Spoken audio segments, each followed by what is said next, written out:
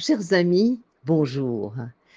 Ce Shabbat, Parashat Noach.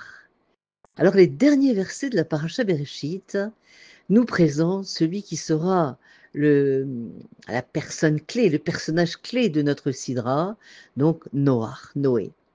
Noach sera en effet cet homme qui va s'opposer à la déferlante ambiante de débauche et de corruption et qui va rester fidèle à la morale et aux bonnes mœurs.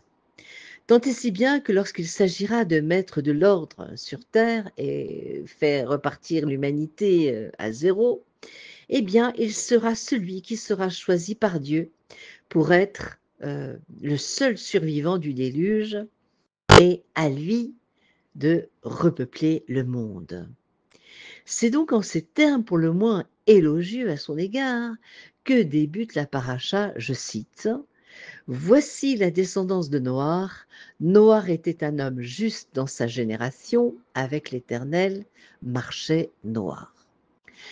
Alors bien sûr, ce verset semble ne souffrir d'aucune ambiguïté quant aux qualités humaines du personnage qui nous occupe. Pourtant, Rachi, dans son commentaire, rapporte une discussion talmudique qui semble émettre certains doutes sur la grandeur de cet homme.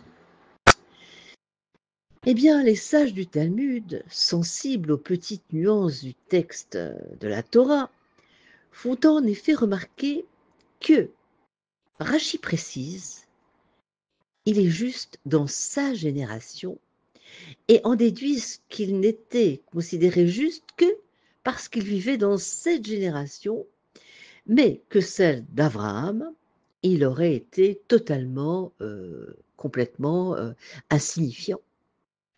Et c'est là que se pose une question majeure. Serait-ce un esprit de contradiction systématique qui pousse nos sages à voir du noir là où tout semble blanc?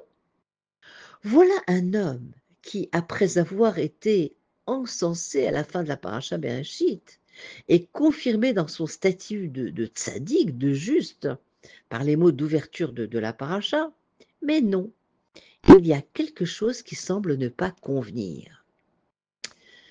Le rabbi donnera à cette question une réponse assez incroyable. Ce qui pourrait sembler de prime abord être un acharnement contre Noah est en fait un immense éloge. Noah n'était pas fait du bois dont sont faits les héros. À l'époque d'Abraham, personne n'aurait même su qu'il existait. Il était un homme ordinaire et c'est précisément ce qui lui confère toute sa grandeur. Tout en étant semblable à n'importe qui d'entre nous, il a été capable d'être au rendez-vous de sa vie et sauver à lui seul l'humanité tout entière. Dès lors, il est le seul être de toute la Torah à avoir reçu la distinction de juste, de tzaddik. Le message de la Torah est ici particulièrement clair et engageant. Nul besoin d'être exceptionnel pour faire des choses exceptionnelles.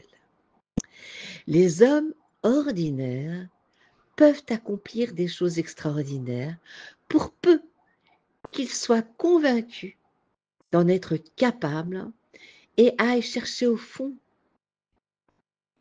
de leur être, les forces divines qui les animent. Alors c'est dans cette optique qu'il convient bien sûr d'éduquer nos enfants. Se convaincre que chacun d'eux renferme des ressources inestimables qui n'attendent qu'à éclore. Et Dieu pour cela donne de la hatzlacha, mais il faut le prier. Il faut invoquer son aide pour que cela, bien sûr, connaisse de la réussite et que nos enfants sachent reconnaître notre héritage. Je vous souhaite Shabbat Shalom ou Mevorach.